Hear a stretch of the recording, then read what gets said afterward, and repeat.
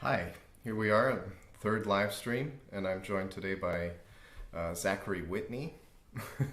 And I'd like to thank him for joining this live stream on short notice. I was originally planning with somebody else to do a live stream about another topic, but unfortunately that didn't work out, so I'm thankful that Zachary can join us today. I think the most interesting thing to say about Zachary that I learned in the very few conversations I've had with him till now is that he's a distant relative of Eli Whitney. If I could say, which Yeah. I just found very, very interesting. And otherwise, I'll let Zachary introduce himself, and then we'll sort of get into today's topic. Yeah, thanks, Henry. Yeah, I probably should have come with like some ancestry documents or something to have a bit of prove my case. No, so I'm Zach Whitney. I'm a composer, currently based in Israel, but originally from Atlanta, Georgia. I studied in the Cleveland area at the Cleveland Institute of Music. I was a former trombone player. That's where I studied in school. After COVID, I had always been interested in composition, but after COVID, I kind of had to transition completely into composition for obvious reasons. And that's kind of been where I've been going full steam ahead ever since. Yeah. Okay, and I titled this video "NFTs: The Future?" of composition, Right. and because I think we have to say this officially on YouTube. The NFTs are actually like an investment thing, right? So Yeah, this isn't investment advice or yeah, is that what you mean? we have Yeah. no credentials. We are not giving investment advice, and Yeah. lawyers Good leave call. us alone. Send your So papers elsewhere. yeah, no. So what? This is just two composers discussing the possibilities of NFTs. I know nothing about NFTs, and I'm basically just going to ask you to give us just first of all, what are NFTs? Yeah, so that's a good place to start. Yeah. Yeah. I don't know. So I've never understood. I'm just going to give you like my sort of understanding till now.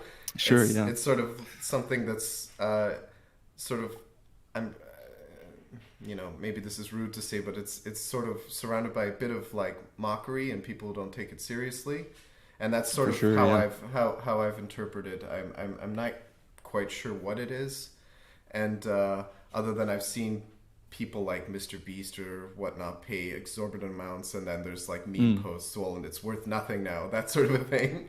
yeah. So of just like sort of like doodles or digital art, and I was told in the past you can make music and turn that into NFTs. So maybe you can explain what this is.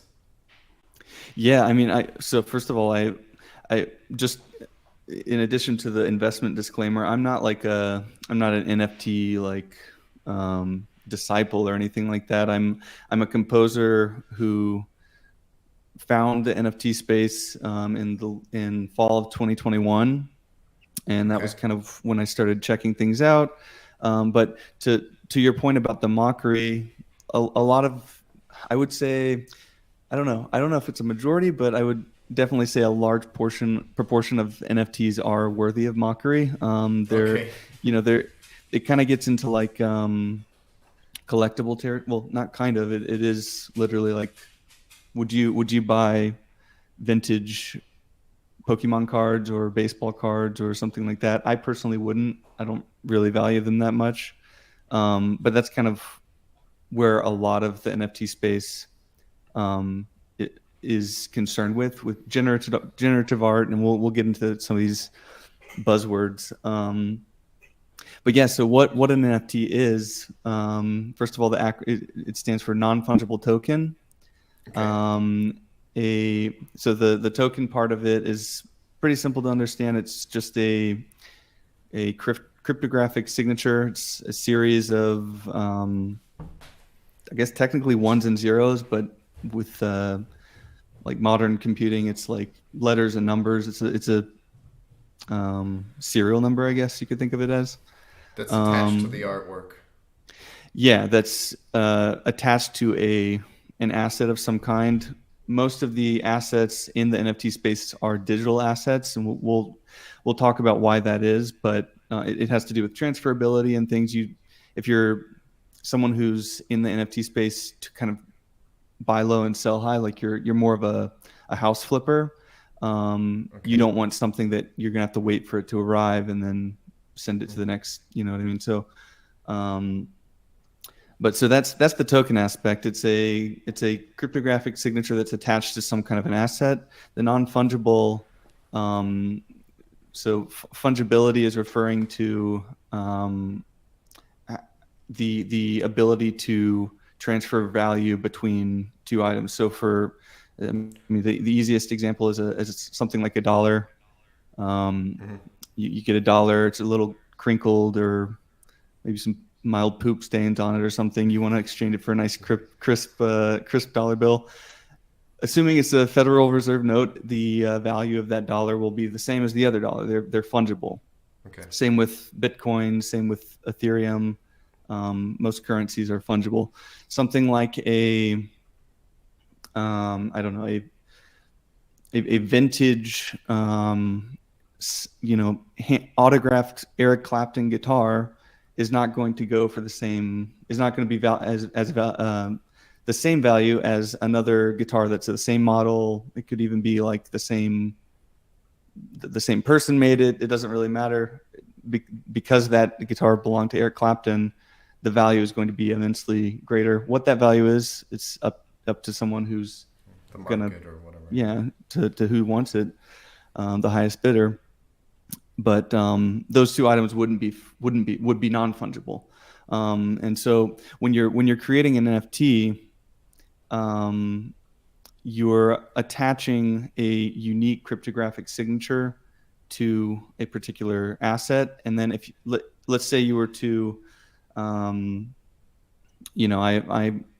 I have two digital artworks. Those who are familiar with the NFT space, you might be familiar with like the profile pictures. It's like kind of the joke that you can just take a screenshot and then here I have my NFT. But it's not the image so much that's valuable. It's the signature that is unique and completely Okay. non-fungible, non-exchangeable with any other token. So, so in a way, it's like applying a Bitcoin to a piece of art, and only that piece of art can be transacted with that token. Is that how?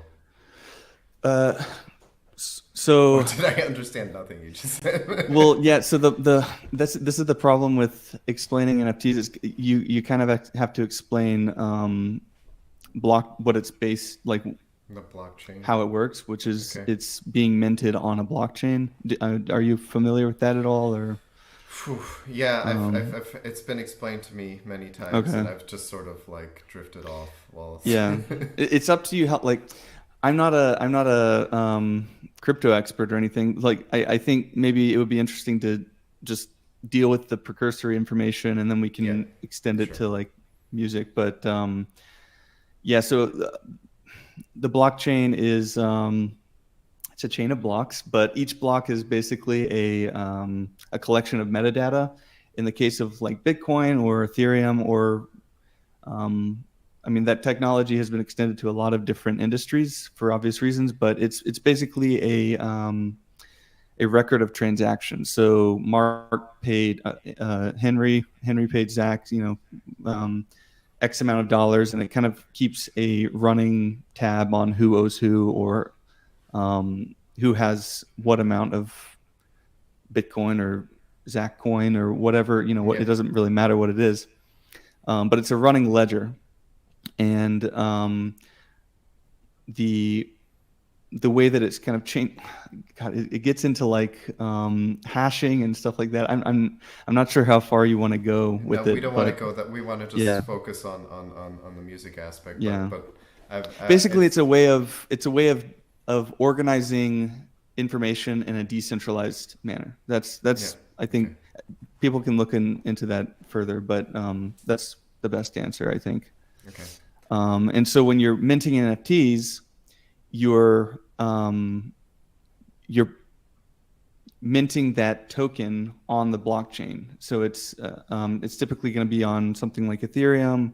There's a lot of other different kinds of kind of blockchain um, protocols that people are using, and it just kind of depends on how fast that network is.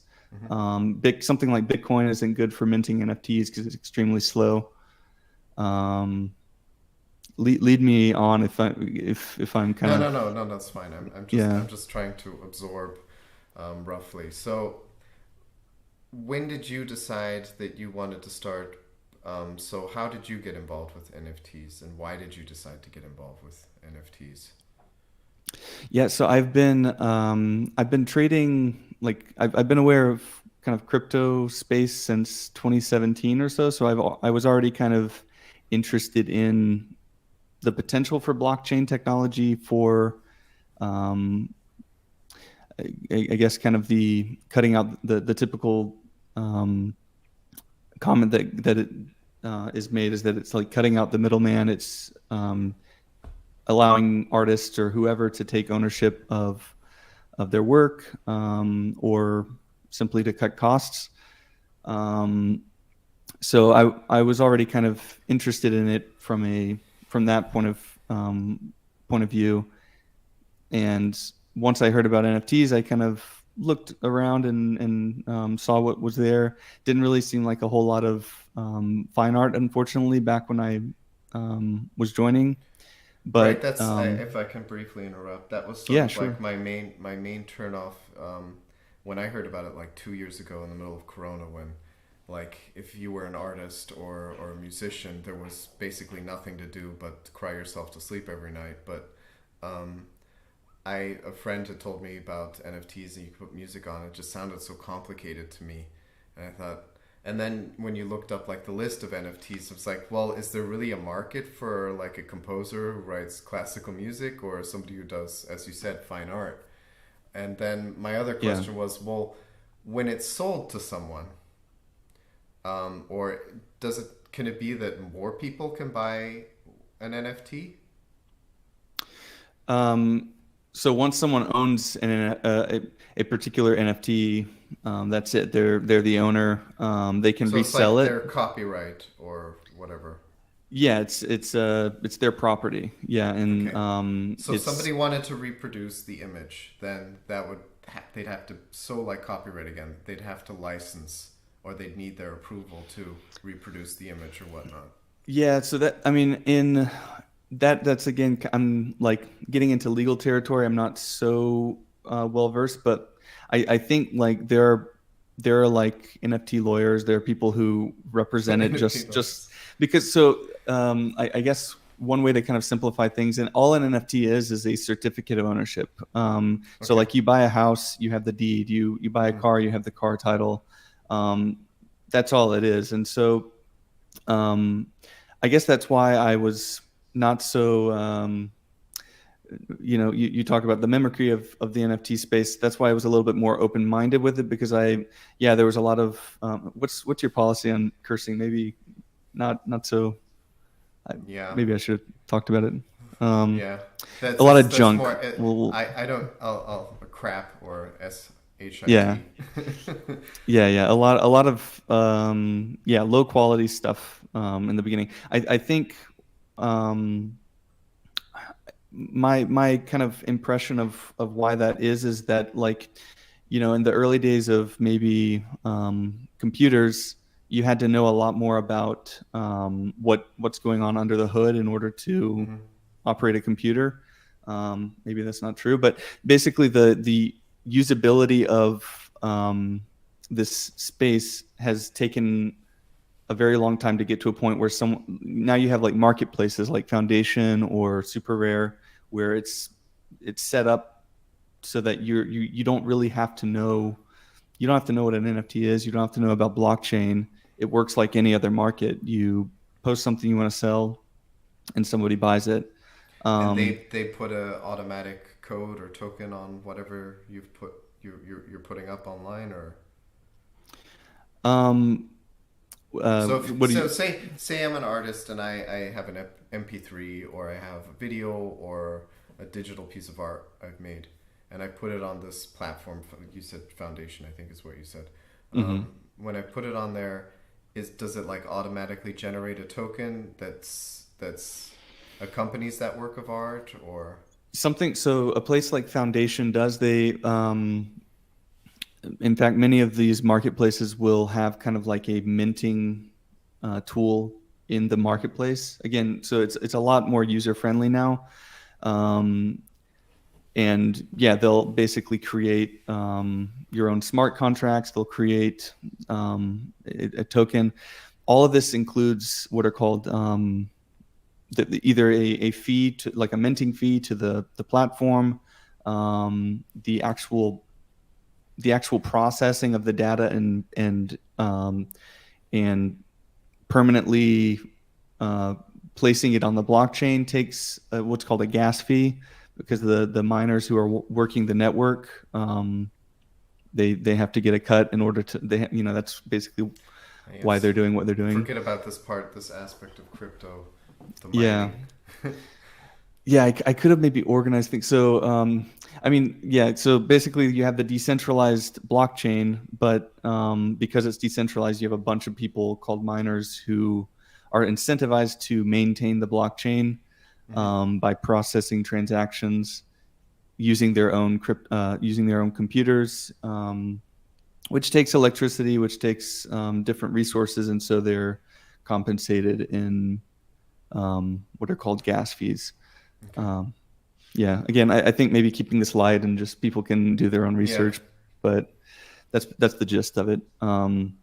And then as well, once you've minted it, and if you sell it on a particular platform, for example, Foundation, it's been a while since I've looked around on there, but I think it's like 15% that they take from the It's like the cut. whatever your, yeah, like their cut.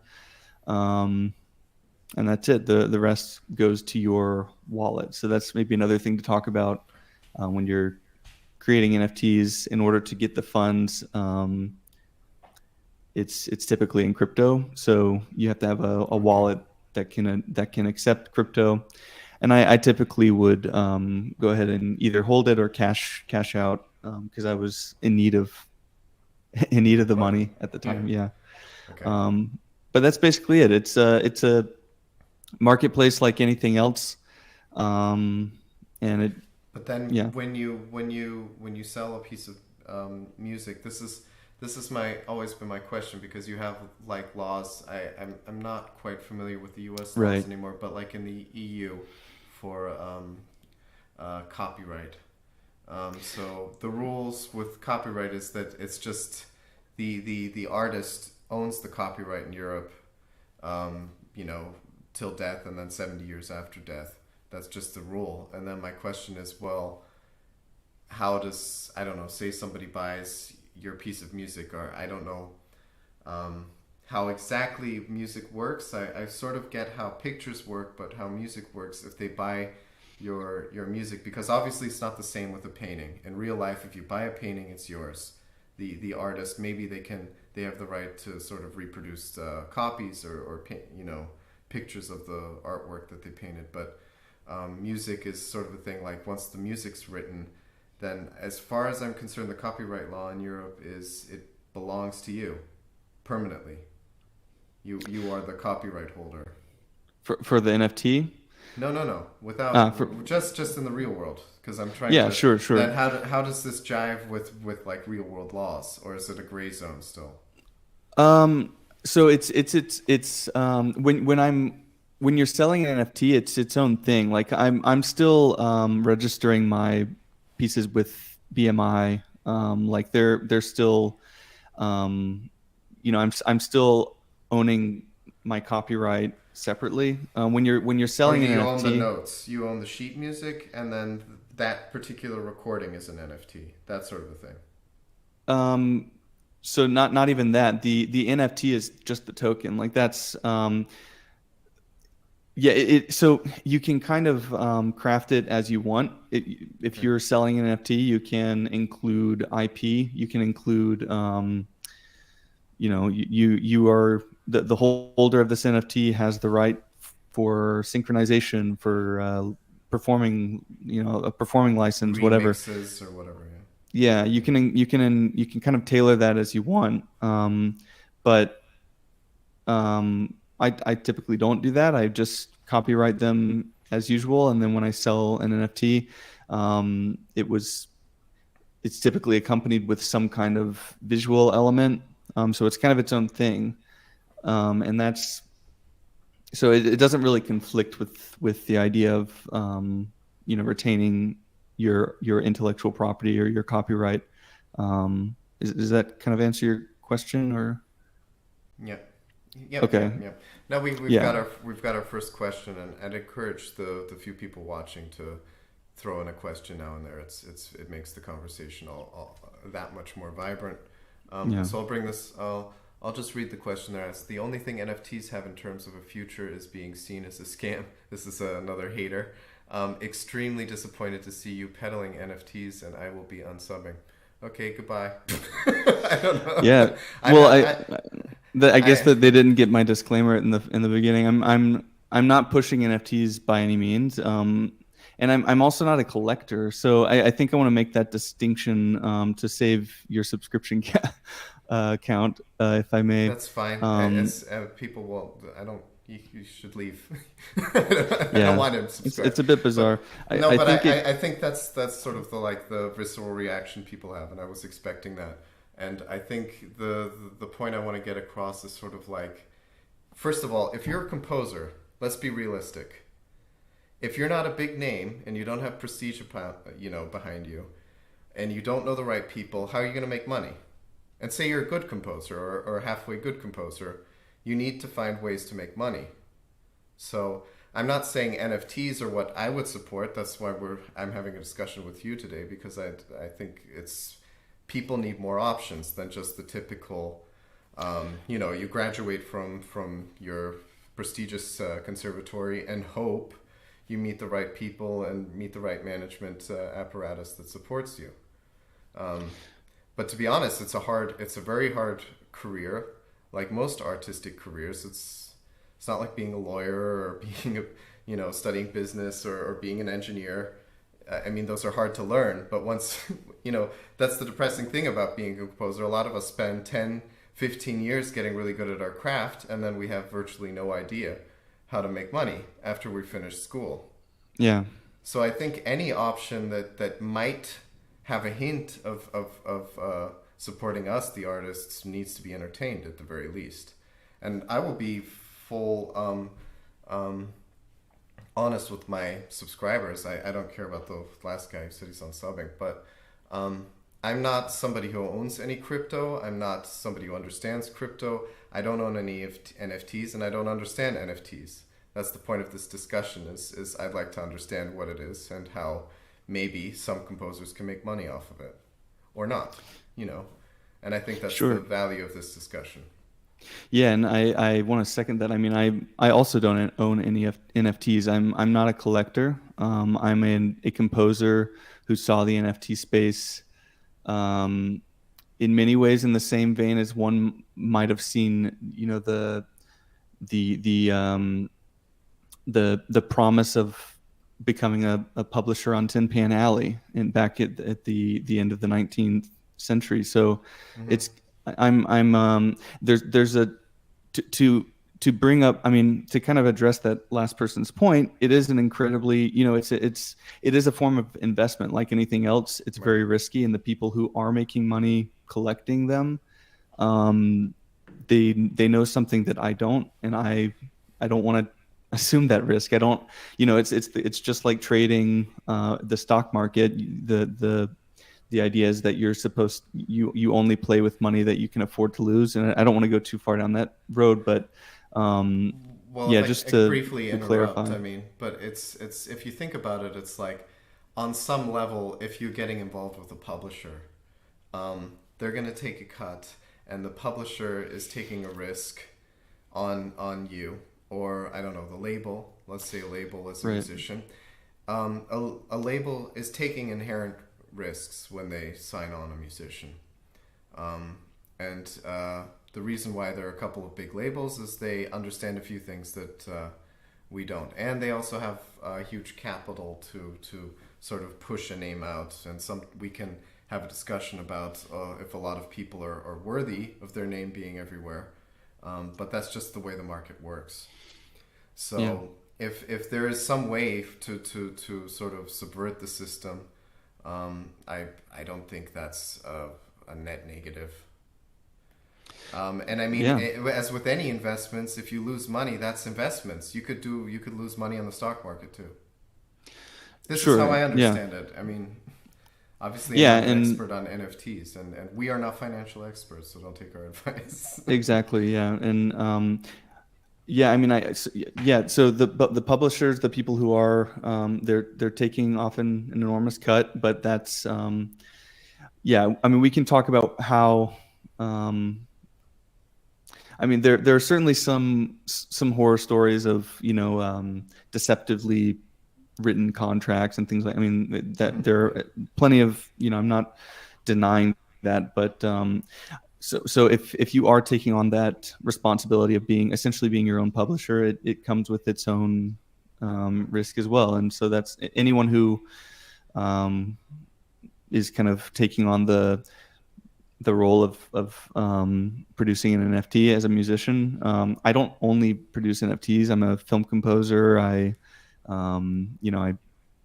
do what every composer does. Try sometimes effortless, in vain to receive commissions and things like that. So, Yeah, but you sold an NFT, and if I'm I've correct, sold a few of them. a Yeah, I've few, sold yeah. 7 NFTs. And yeah, so anyone can go to the foundation link and you can see what those went for. Okay. But I looked it up today. It's in my opinion, just as good as getting a commission, if not better. sure, yeah, yeah. I mean, to be honest, it takes a lot of social media savviness that I don't have. I'm partnered with my wife, she's an opera singer, and so we kind of tag teamed it. And she's a bit better at kind of working the algorithm and stuff like that. Okay. So that was So that. why didn't you explain what you do? I don't think there's no point in defending it. There's people who's gonna, hate it, or they're gonna be interested, and the people who hate it, stop watching, go away. Sure, Yeah. yeah. So we don't need to defend it here. I just want to find out about it and actually just know, what you're doing. Sure, So yeah. what exact? Because I saw on your website it was like an animation with, I guess, sort of a reorchestration of a famous aria that I assume your wife sang, Correct, yeah. and Yeah. you had sort of rearranged the accompaniment. Yeah, so it's the habanera, or yeah, I'll defer to you for Oh, and the then I can the official the title. no, La I can't. Oiseau Yeah, un- I can't remember at the moment, but Yeah. whatever. the bird is a rebellious Yeah. something. But anyway, so yeah, so my wife and I, L'amour est qu'un oiseau l'amour est rebelle. un Yeah, yeah, yeah. oiseau, Qu'un yeah. rebelle, yeah. Um, that famous aria. But so From Carmen Bizet's Carmen. yeah. Da-dum, bum, ba, bum, ba, bum, bum, bum, Boom, ba-dum. boom, boom. Yeah. Yeah. So the kind of focus of well, I guess I'll go back why we did that arrangement. So um, my wife and I, when we first kind of started involving ourselves in the NFT space, we were kind of curious what we could even do because we're classical musicians. I tried to make like stupid beats, and because I was kind of looking at what was already there, and there's a huge like visual element that is now not so much the case. A lot of marketplaces have sprung up. Unfortunately, can't name drop any at the moment, but there are marketplaces now that are specifically designed for music NFTs. But previously, it had to have like a GIF or like a short video or just like a freeze frame or something like that. Okay. And so we were kind of deciding what to do. And my wife being an opera singer, we decided to take public domain arias and just kind of rearrange them in electroacoustic voicing. We did Puccini's Visitarte. That was the first opera aria that we produced in what was called the Origins collection. And these are so. Just a quick tangent. Most of the junky NFTs that you see are called generative art collections. So you have like one of 500 different images, and they all have slightly. I vaguely remember. I think like Johnny Depp made NFTs or something. It was like a year ago when the whole Johnny Depp Maybe trial yeah. was going on. There was more attention on him, and he had like the same picture, but it was like with different backgrounds. Is that what you're talking about? It was It was like 20 times the same picture, but it was like a green background, blue background. So, it's comparable to the Andy Warhol, Marilyn Monroe, and like the chicken noodle soup thing, where there's like slight changes. That's like kind of like what generative art is. There's a lot of involvement with like AI, and so they'll plug something into like AI generative art was like a big buzz at one point. But I kind of liken that kind of NFTs. It's almost like there's two different NFT markets. I can consider that similar to like buying a house to flip it. So you're not going to be holding it for a very long time. You don't want to rack up property tax. Yeah, very speculative. You're expecting the price to go up, and then you're gonna sell it. And that's all the people probably that lost money and feel like dope. Yeah, yeah. I mean, those are the because they bought crap. Yeah, those are the. Guess what? Crap isn't worth anything. Yeah, well, unfortunately, you have to do this thing called research, and a lot of people it's nothing new. I mean, there's nothing new under the sun, and any speculative market, people are going to be full. I bought 40 acres of land in the desert. Why don't I have profitable farmland in the metaverse? You know. Yeah, and so it's really kind of a gamble. You have to know what you're doing in that space. But what I do is it's more along the lines of like buying a house to rent it out. You're more interested in what the kind of collectors I'm going for rather are the kind of people who would buy a house for the stable income of like renting it. And so we only create what are called one of one. So it's not a collection of 500 NFTs with all like little tweaks. It's like a work of art, just like anything else. But it's a high quality work of art, and they're called one of ones. And that kind of became I would say a trend that has overtaken that more speculative junky NFT world. And I think it's good that it has. But so what we were, so we decided that was kind of the kind of NFT we wanted to produce, these one of ones, and we wanted to tie them to opera because my wife's an opera singer and I'm a composer. And so we did Puccini's aria. That was sold to a big collector called Cosimo de Medici, also a historical figure. So that was kind of why we reached out to him. Okay.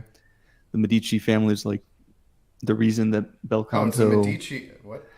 Yeah, it's well, he's not the Medici. He's this is Snoop. Well, it's kind of an open secret, but this is like Snoop Dogg's like persona in the Oh, NFT space. okay. Cosimo de Medici. Yeah. So Snoop Dogg bought your Yeah, yeah. So we're NFTs. we're part of his collection, and that's really cool, to say the least. But so um, what he was interested in when we reached out to him was kind of supporting what we're doing as NFT artists. Almost again, instead of that flipping mindset, it's more similar to what you would see in like a patron or someone who's supporting an artist by giving them Okay. commissions. Okay. And those are more the collectors that we're kind of looking for. Um, so we did um, Mahler, the vocal movement of Mahler to the um, And I find it fascinating that you're selling sort of redone arias to Snoop Dogg. I find this very interesting. Who'da thunk it? well, we didn't know it Yeah, was him until a until while after. I later. don't think we would have approached, or my wife actually, she approached him because she knows the name of the Hmm. Medici family. Um, but yeah, it's very surprising. But then we found other. So that was kind of a big boost in our perceived value from other collectors, and we then made an NFT of Mahler's Second Symphony. I can't remember the name of that movement, but it's the one with the mezzo solo. We did an aria by Berlioz, and after those, that was just my wife and I. We decided to start collaborating with other artists because when you sell NFTs, there's the possibility to kind of split contracts. Hmm. So whenever you sell something, it's immediately going to the collaborators on the project. And with this project, it's kind of part of that same aria world. We were just doing different arrangements of famous arias. Um, but I kind of wanted to tie it. So Carmen is all about like the femme fatale. Hmm. She's the bohemian who gets in trouble and lives fast and loose and gets Hmm. a knife for it at the end. Yep. So I my goal with this project was to kind of utilize the NFT space almost like a fundraising tool, because my eventual goal with this aria is to be part of a one act, and kind of turning this femme fatale character into like the idea of the femme fatale being technology and our relationship with AI.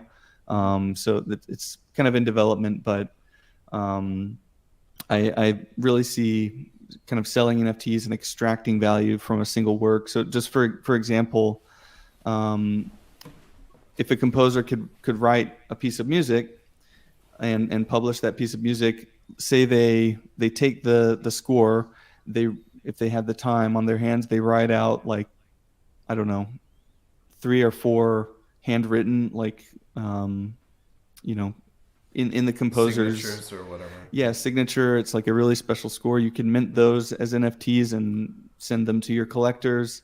um, you could use the funds from that to produce a concert that But you then. NFTs must exist in a digital format, if I'm not So mistaken. I mean, the token is digital, Hmm. but the asset doesn't have to be digital. You could sell anything that's Okay. worth buying or selling as an NFT. Again, so it's just that contract that So the people are token, interested in. somebody could buy a token and then get shipped a actual score.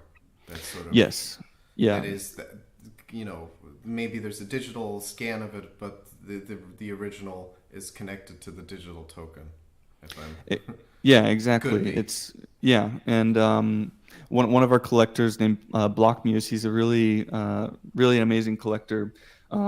He designed his own metaverse that he calls his museum, and he puts up all of his collections in there, and you can go in virtual reality and see all of his collections. But for example, our work is there. It's just a still image, but when you go into this metaverse, you can click it and hear it in this virtual space. Hmm. It's really cool what he's done with his collection. Um, or you can, if you're a collector, you can print it out and put it up on the wall. Or if you're buying an NFT that is attached to a physical asset, the artist would send it over. Um, but yeah, you can make an NFT out of anything, because it's just about the um, the certificate of ownership that's being documented on the blockchain. That's all you're really trading when you're buying an NFT. Keep asking questions. I Well, hope I that saw makes sense, no, but it yeah. makes sense. Well, do Okay. I've also saw on your website that this has been performed live as part of like a film festival. You did your most recent project, I think, was performed at a couple of film festivals, or only shown as a movie. Was there only one live performance, or a few live performances, or? Yeah, so there were two live performances. The first one was in LA in the end of March and last year. My wife was actually 6 months pregnant at the time, so it was Oh, good. really, really kind of crazy. But yeah, so we in that performance um, we also we took a recording of the concert, and now we're selling the recording as an NFT. Um, we're pressing 5 limited vinyls as part of the collection, and those will be Okay. sold as NFTs. So I guess the point I want to kind of drive home to people who might be interested is that I really think that, someone like a butcher maybe who you're dealing with like a whole animal or something. You can get your burger cuts, you can get your specific steaks, but Mm-hmm. then maybe you want to make sausage out of the trim or something. It's all. I really think NFTs have a huge potential for adding value to a single work, Okay. and that's what we've kind of been trying to do with this piece. But yeah, it's a short film as well, and we went the traditional kind of submitting it to film festivals. Mm-hmm. Um, so yeah. And you got in a couple. I saw quite a A few few, yeah. actually. Yeah. I can't remember the exact. It's on the figuration. That's the animator's his animation company in the UK. Mm-hmm. But he has all the like what do they call the little certificates on them, the lanyards or whatever they're called, I know. from the different festivals. Oh yeah, yeah. The palms or whatever. Yeah, yeah, exactly. Um, but yeah, so that was kind of just yeah, getting hype around it. Okay. And Um, you can see this is Figuration just your website? that's the animator's website. Okay. Yeah, Is there any? figuration.co. They're an animation company. Yep. Okay. And they did they worked with you to make the animation. Yeah, his name's Leo Crane. His husband Roy is the model. Like it was a huge kind of like frame by frame charcoal animation. Okay. Pretty crazy stuff. So Well, we've gotten another kind of like angry comment about NFTs, and um, I think the thing I want to just kind of say is that first of all, I only see from my perspective, because I don't know much about NFTs. I see art getting created and artists getting paid, and people who are making quality art and actually care about art. So, I mean, as we've discussed, there are probably two different levels to NFTs.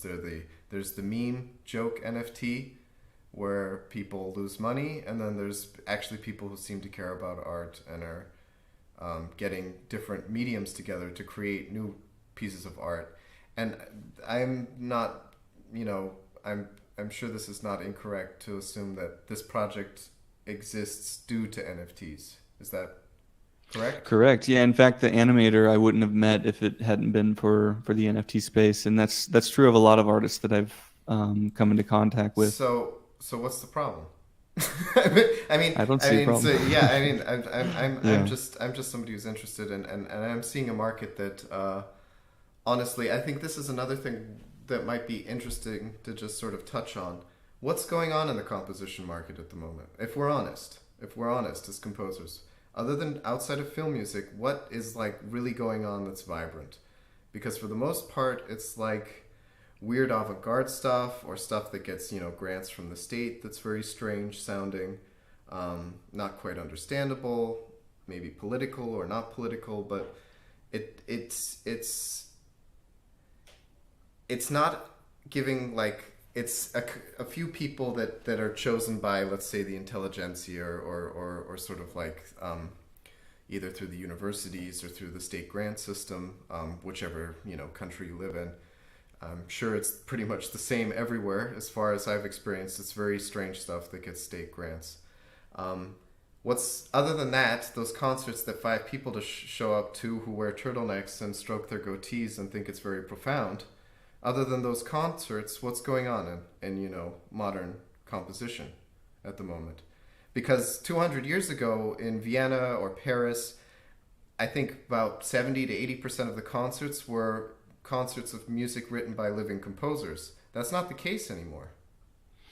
Yeah. So obviously what's going on at the moment is not an environment that's conducive to new compositions. It's rehashing, or we discovered this composer that is underrepresented or not played often enough. But what about living composers? There's tons of us out here. And all I see as from my end is somebody who's making projects happen, getting paid, and bringing mediums together basically on their own terms. And I can think of nothing better. Maybe you don't want to do it via NFTs, but where's the problem?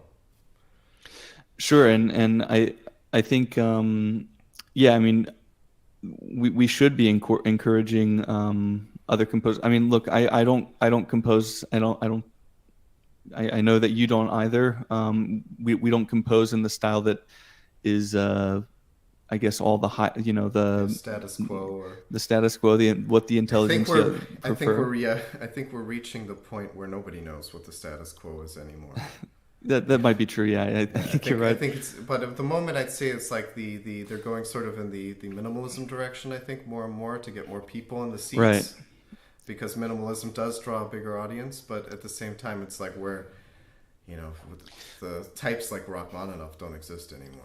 Yeah, well, the weird thing about the market is that, I mean, you even for all the work that orchestras or chamber ensembles, the calls for composers or hosting composers in residence, whatever, all of the efforts to encourage music produced by contemporary composers, the majority of music that's being performed or listened to, streaming platforms had a huge boom in classical music in recent years. I think they doubled revenue or something in 2016, 2017, a few years by now. But the point is that there are people who are interested in listening to, I guess, aesthetically beautiful, kind of old-fashioned music from the greats of the past. So it's not that there isn't an interest in that, but for some reason, the music that's being performed and published by those who are encouraging contemporary contemporary composition, it's pretty off-putting. It's very bleak if you do anything outside of like 60s ideology. Right. To give a little pushback, I mean, it's just. Look, imagine if people were still following the credos of 1760 and 1820 in the 1820s. It doesn't make sense, but that's what's going on. Right. Or some people are still writing like dodecaphonic pieces in universities. It's like, well, that's just as archaic as writing counterpoint. So there's nothing really modern about that anymore. It's not modern music anymore. So right. I think that's a good point. I think that's the discussion that needs to sort of be had. Is it's like obviously what's going on right now, this can't continue for the next 100 years. So alternatives and different ways of looking at things and maybe different ways of composing or getting projects done need to be entertained, which is why I brought you on today, because I'm fairly convinced, and I think people in the industry are starting to notice that the way classical music is developing, it's becoming like a museum, um, uh, how do I say this? Do you know what I'm trying to say? It's like going to see Shakespeare at the Globe Theater. It's like it's just becoming a historical rehashing. It's just like and probably not even as good as people used to perform, but it's just become sort of um, like a museum art form. It's not a Yeah. living art form anymore. Well, I think even in Western classical music, there was a similar transition from the sort of you look at Renaissance ensemble instrumentation with like the weird like um, uh, I forget the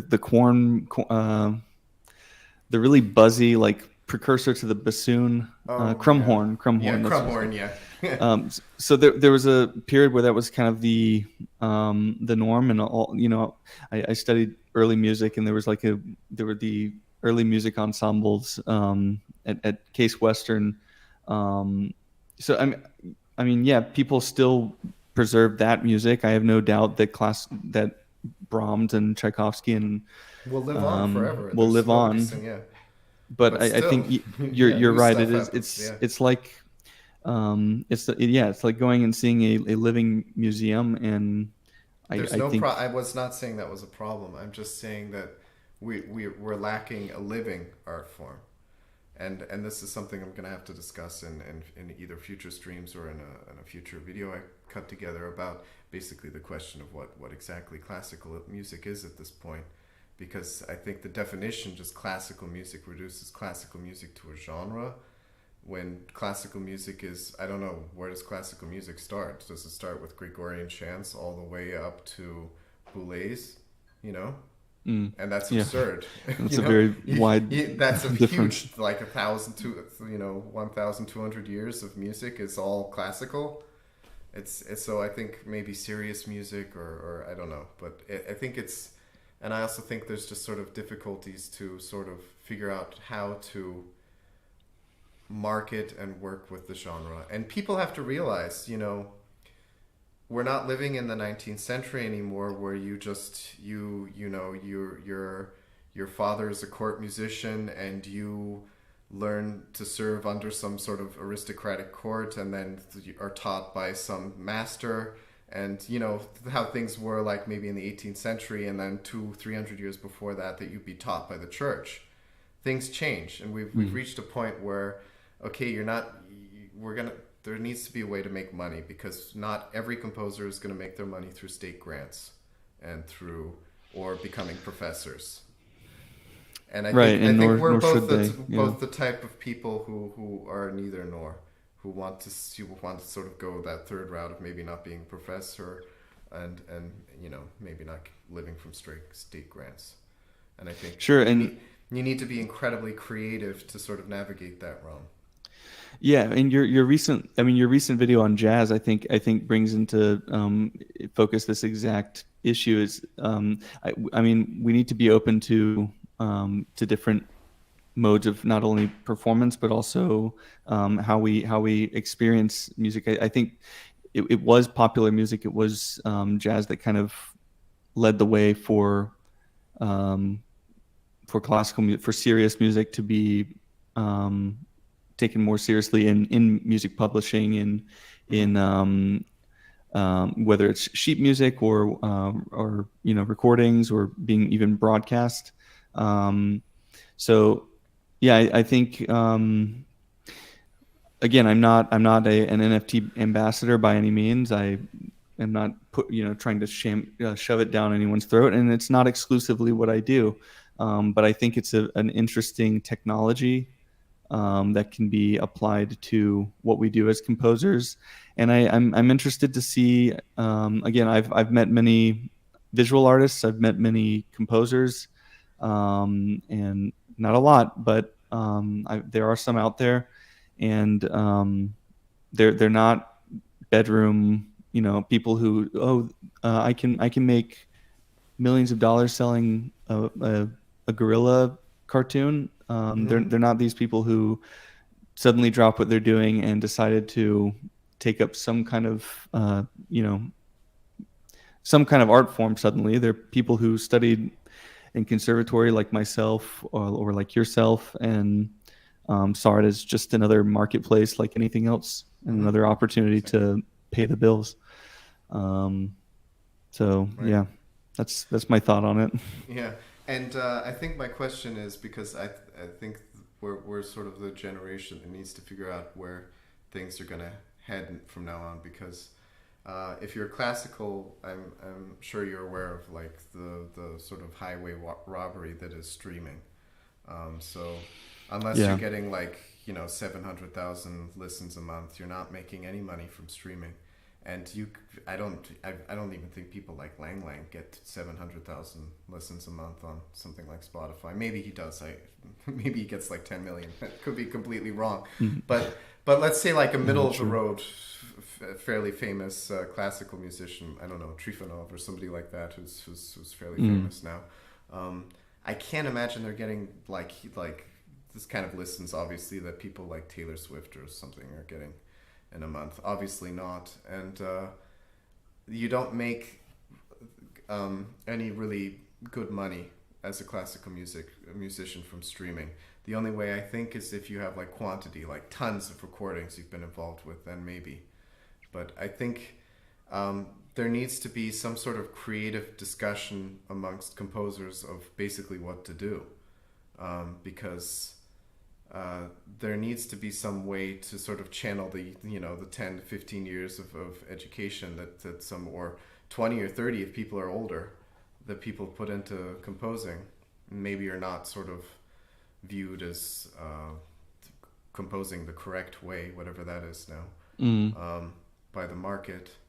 Because that's the other thing. It's like if you're gonna write like weird avant-garde stuff, good luck getting any streams. So you're basically only living off of state grants. Yeah. If you, So the question is, going forward with, say, NFTs or digital technology, since you seem much more savvy on this, how do you think this can evolve? Because it's just a matter of time. People are going to push it away, but there's this sort of VR, AR world that is going to come into existence whether we want it or not. Maybe I'll never participate, but I'm sure most people will if it's there in some fashion or another. How does classical and how does being a composer survive that, or how does it evolve to that sort of a market that's coming in the next 10, 20 years? Yeah, we haven't even talked about like the metaverse and VR and all that stuff. Yeah, so I mean, I view kind of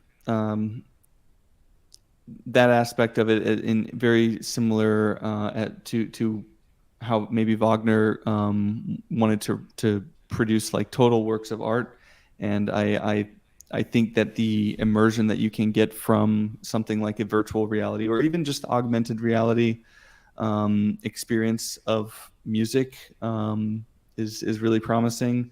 I mean, even like just a pair of headphones. I think there's not spatial music is nothing new. Right? It's even like the, I guess, the the attempt to kind of define spatial music in the 20th century was nothing new. You had what was the antiphony of church music being produced. That's the kind of spatial music. So or like I think it happens in the Alpensymphonie from Richard Strauss, and in plenty of operas where you have like hunting horns that are playing off stage to sort of give you that sort of like distant sound. Yeah, backstage or even up in the rafters behind the. Yeah, so it's nothing new, but again, the benefit of technology, whether we like it or not, is it allows us new forms of expression. What we do with that is I mean, it's up to us, but yeah, I mean, I think that I'm pretty optimistic with what that can mean for like serious music, for exactly for that reason. I mean, I think we touched briefly last time on the idea of incorporating something like motion capture that's being used in video game production. What they'll often do now, they're not.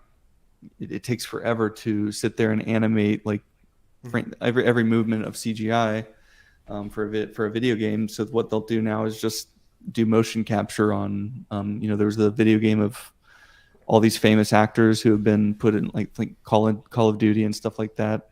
Okay.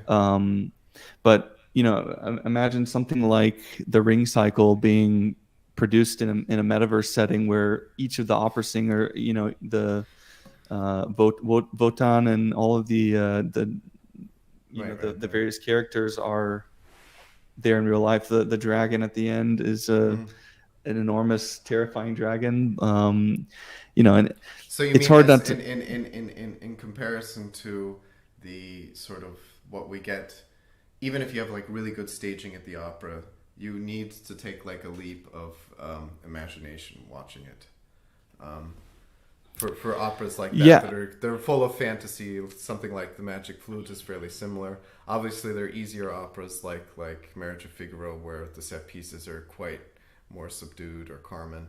But there's some operas that are just so fantastic, and they're set pieces that you just really can't realize them in a stage setting, in sort of the degree that as we said before we did this live stream, I said to you, it's like imagine Wagner's Ring Cycle done with the production value of Lord of the Rings.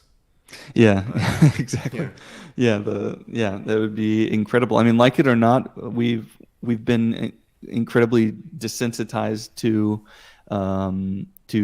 special effects, and so something like the innovative staging of that Wagner may have done in Bayreuth with the when you go into the underground orchestra pit is or I think he even wrote in his stage directions that they sorry for the mic, they had like rocks kind of going up on the side, so it gave the illusion of the audience going down into the caverns.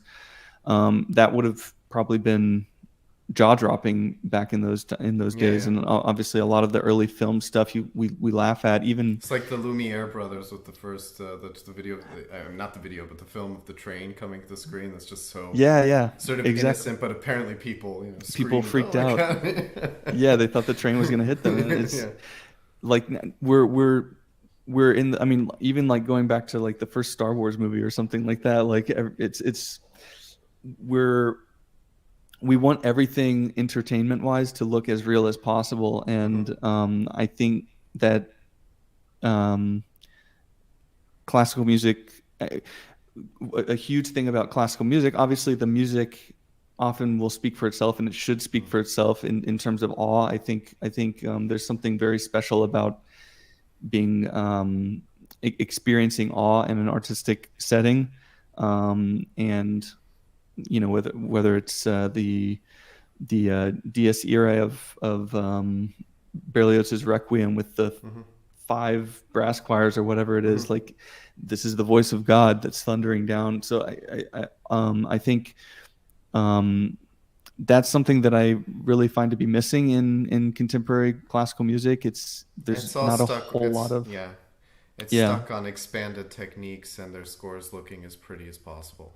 Let's be honest. I mean, I'm sure I'm going to get some angry comments, but come on, guys. You're just writing scores that look pretty. You could care less about the music. That's just the truth of it.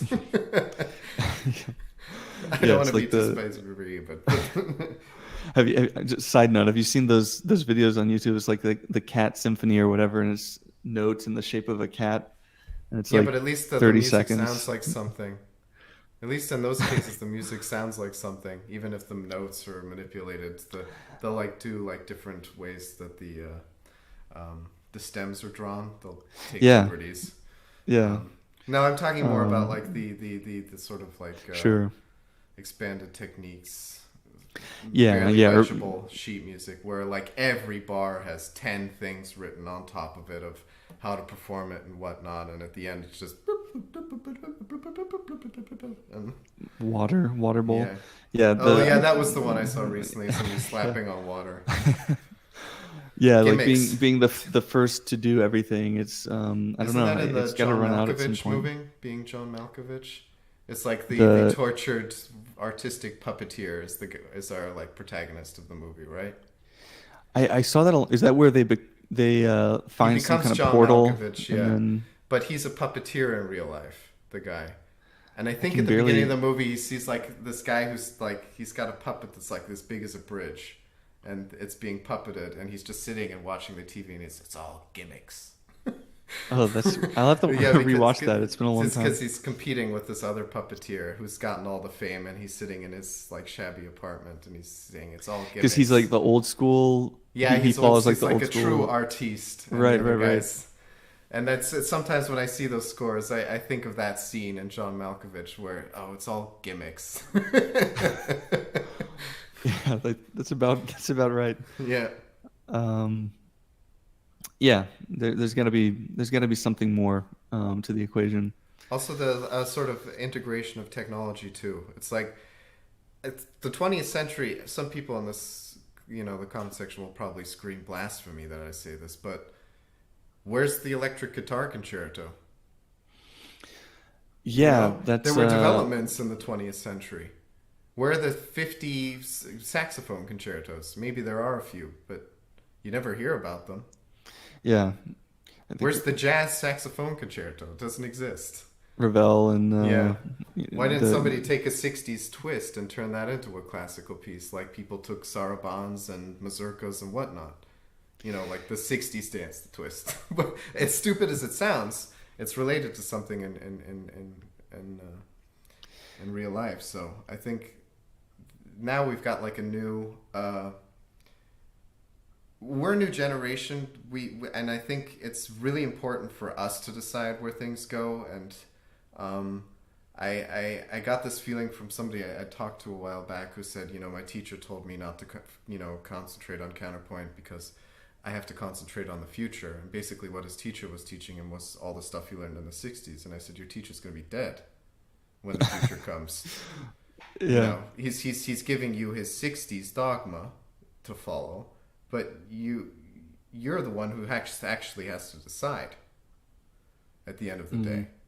So I And think that's all of our burden, I think. yeah, is It's a that common.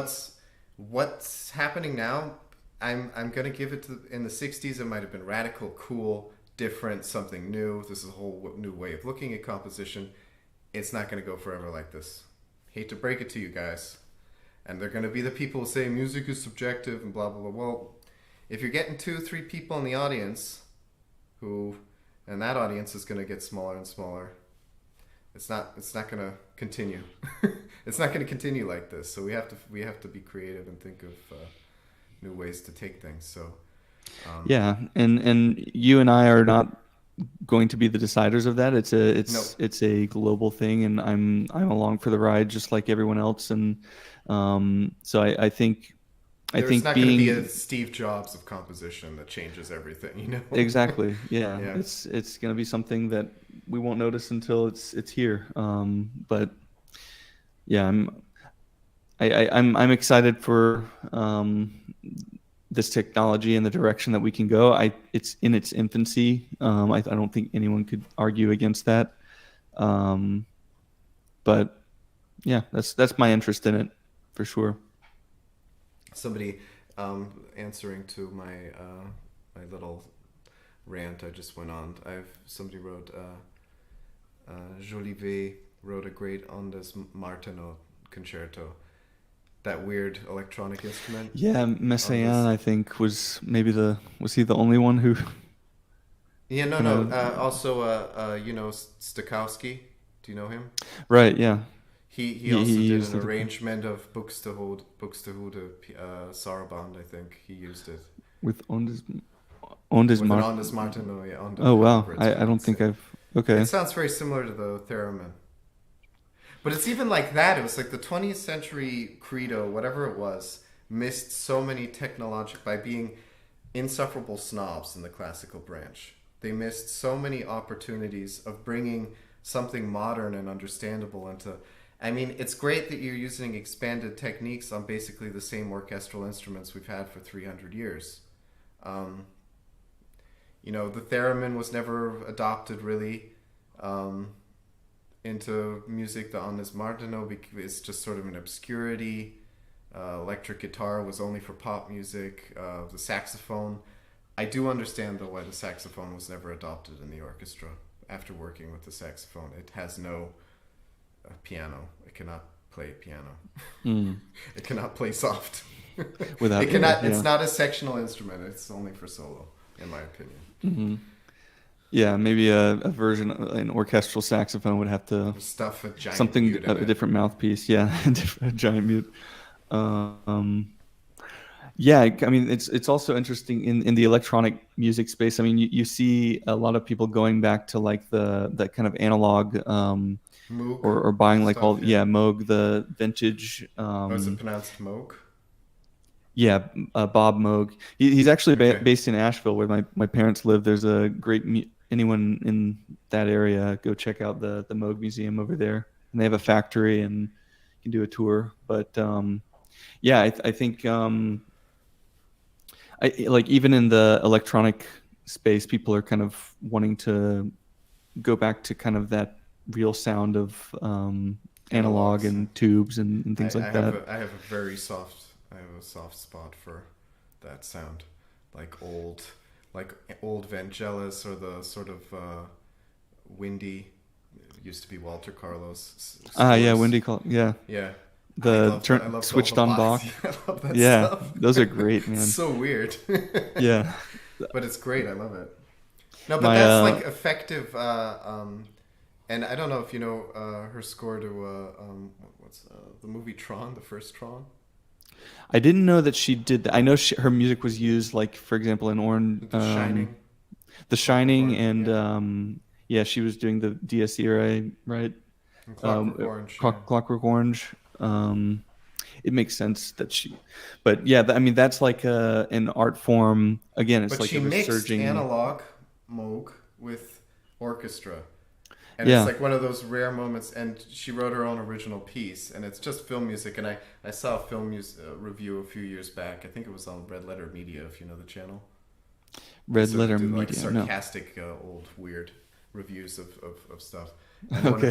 one of them said something like the music to the first Tron is crappy, and I was like, oh, damn you. That's great.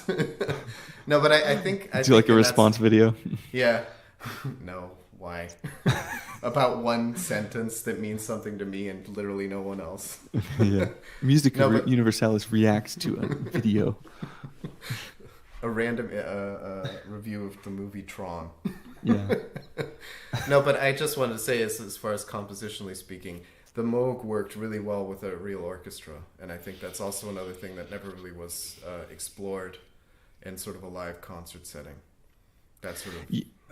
Yeah, so I think that would be a great topic for even another live stream at some point. Is Steven actually? He's a huge. I mean, right, being anyone in film, yeah, we'll know this. But yeah, I think analog has the potential to blend a lot better with different. I mean, there should be an orchestration manual for like saw waves versus exactly sine waves and right. Different voices of the orchestra, and I think it has to do with the kind of overtones that are being produced, and again the fact that it's a real sound using tubes and anyway, other topic. And that brings us back at the end. No, it's a completely different topic, but I think the point I was just trying to get across is, even though I don't understand NFTs, as I said before, it's gotten you money, which is difficult to come by as a composer.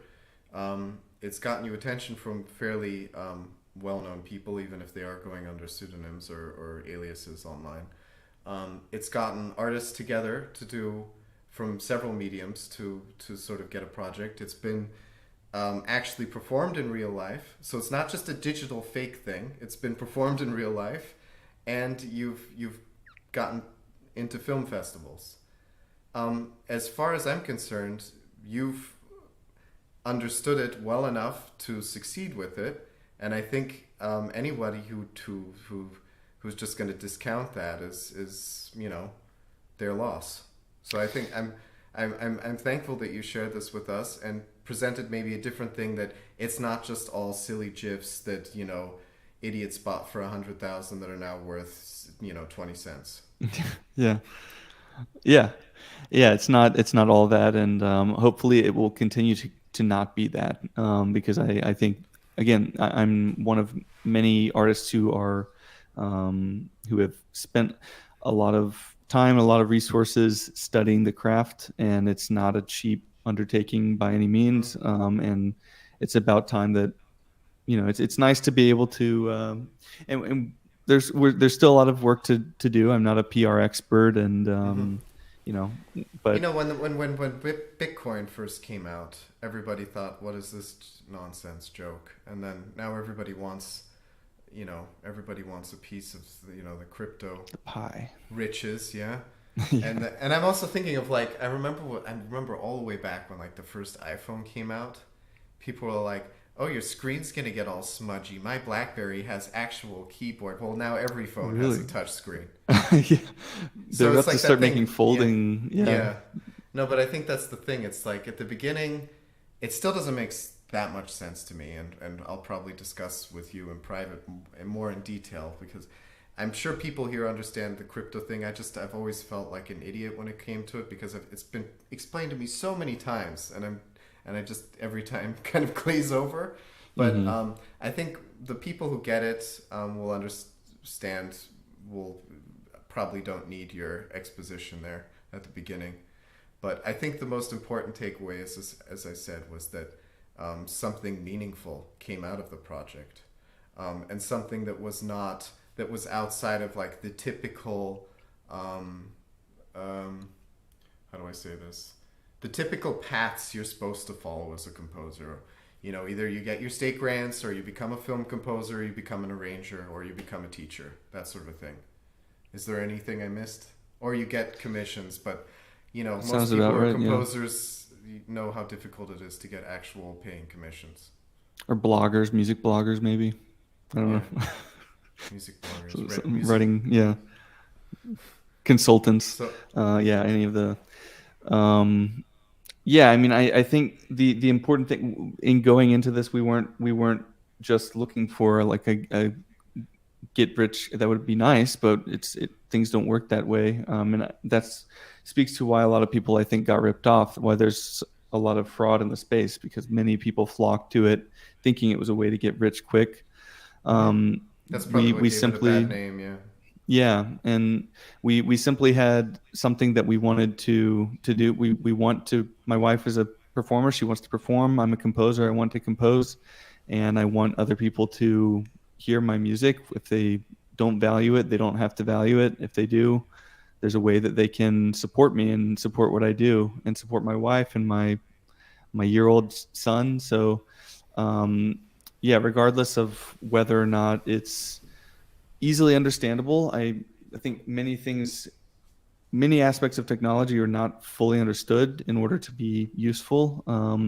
Yeah, Yeah. there's a lot to kind of to learn about it, but to your point, yeah, it's brought me in contact with a lot of artists. It's um, for better or worse gotten me here discussing it for hmm people who. Sorry, I've lost you at least one subscriber, which is Oh no, I'm so hurt. whatever.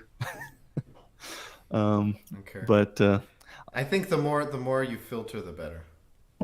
You know. yeah, yeah. Well, you gained me, Yeah, so exactly. There we go. that makes up for it. Equalizes out. Yeah, yeah, yeah. But yeah, I mean, that's what I think.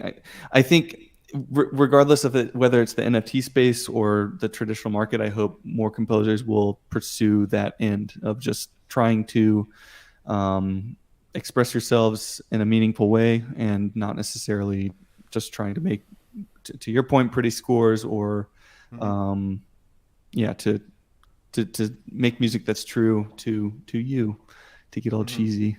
Yeah, yeah. Yeah. So let's say today I write a miniature, like a minute piece, if I wanted to after this stream, or somebody watching the stream is compelled to. They write out the score. Maybe they record themselves playing it on whatever instrument.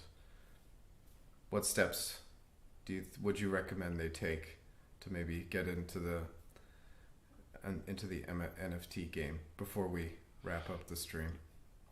Yeah, so first thing to mention is it does take time because people have to know you exist to buy your NFT. But yeah, the first thing I would do is tons of research. Number one, don't base this video on your do plenty of research and look into different marketplaces. Async.art is another one that I forgot to mention. I'm not async. Async. Spelled? Letter A SYNC.art. Okay. I haven't produced anything on their platform yet, but a composer friend of mine, I'll name drop her, Christina Spinet. She's a minimalist composer. And she's done NFTs. But she anyway, so that's a great platform for musicians because I think they kind of like team you up with a visual artist, so it's not like you have to come as having a visual background, which is hard if you're a musician. But anyway, find a marketplace that works for you and do some research as to what's on there, and you can produce an NFT through the platform. It's pretty easy to mint nowadays, but make sure that your metadata is all squeaky clean so that people can know if it's a score like a PDF or something, or an image. Maybe that's one thing, but something like an audio recording, I guess make sure the metadata is like, this is your work. But I think the best place that you can go to kind of market your work is on Twitter. That's kind of where there's a pretty large NFT community there. Okay. And it's just about kind of building connections with people. I think your listed beneath you is your Twitter handle, right? Yes. Yeah. Okay. At stage name 55 is. I don't know why I chose that one because people always try to search for me and it's not my name. But yeah, that's my Twitter handle. People are interested. But yeah, it's pretty easy to mint an NFT. It's not so easy to sell an NFT, and that's where meeting people and just I would focus on just kind of being a part of the community, sitting in some spaces. There's not a whole lot of helpful information on YouTube. I've just before this talk, I kind of went curiously to like what is an NFT on YouTube, and most of them are like clickbaity, like how to turn this into this, and it's like price tag $1 million, and it doesn't work that way. No. Yeah. So. Now here's I'm gonna just show this comment that just came up. NFTs have such a bad name now. It's hard to see them as ever having a successful market impact in an age where streaming is king. Well, if you don't see it, you don't have to see it. It's other people might figure it out. I mean, I also have this issue with streaming. I don't know how to, but we have an example right here who has figured out how to. So that's why he's here. And I think it's I fully expected sort of this sort of people because that's sort of the press that NFTs have now. And the question is, on one end, why do we think NFTs have such negative press? Because that's what I think, that's what convinces most people to, because I think most of these people probably who are commenting like this have never invested in an NFT, never probably perused, just read, the odd CNN article that says a bunch of people lost money on NFTs. So yeah, I mean, you could You could look at it a couple of different ways. I think on the one hand, it's just the reality that the majority of any kind of skill set, um, the majority of people participating in a particular skill set, I should say, are not going to be excellent. They're not going to be. Yeah. Yeah. That's just the way it is. The majority of composers throughout history, we don't know their names. They're not performed. So I think there is a lot of garbage there. Again, I think people who are looking at, because it is a very, the cost of entry into the NFT space is really low. You don't have to you don't have to go to university. People aren't concerned with your credentials when they're buying NFTs. They're concerned with whatever they're concerned with. I'm not a collector, so again, I keep. But you mentioned there's a social media aspect to this. Of you have to do some work to create a name around yourself, nonetheless. Yeah, well, I mean, people have to know that you exist, and Right. I think, again, I'm not a collector, but my impression from talking to collectors and people who have collected my own work is that there tends to be an interest more in the artist. What's the artist's story? Why are they in the NFT space? Is it just because there's actually a really a kind of adverse reaction to the idea of shilling in the NFT space? People get it all the time. I'm sure big collectors with thousands of followers, tens of thousands of followers, get spammed constantly. Wait, so collectors have followers, so people see who the collectors are. Oh This is yeah, how little I yeah. know about NFTs. So Yeah, the big names on in the NFT space are so you typically can see what collectors, they've and purchased. yeah, the purchase history is all because it's on the blockchain. It's all public, and all foundation. There are profiles for collectors, for example, just as there are profiles for artists, and you can see the different pieces in their collection, and you can see, if you go to artist profiles, you can see who's collected their works. Some of them are relatively public, like they're kind of like connected to a Twitter account. Some of them are just a series of letters and numbers. Like Okay. they want to collect your work, but they just want to be Anonymous anonymous. Yeah. benefactors, yeah. But their dollars are green, or their crypto is electric. I don't know what the analogy would be, but it's still it's still a currency that can The work point for is me. there are collectors that are still out there that are still paying for um, NFTs. Um, Yeah. but Um, probably, as with most things in art, um, you probably have to work to get the prestige and the notice, just as with anything. And I think there was probably like a gold rush sort of thing at the beginning of NFTs, as you said before. mhm, And for now sure. Yeah. now that those people have sort of been thinned out, um, it might still have a very interesting development ahead of it. Yeah, I think I kind of share your sentiment. I think that a lot of the bad actors and a lot of the kind of red flag, I guess, NFT projects became more obvious. And honestly, the recent downturn, I mean, you look at Nasdaq, look at S&P 500. The market, the global market is was in decline for all of 2022. Hmm. It's going to trickle into the NFT space. Crypto is tied to broader Right. markets. Right.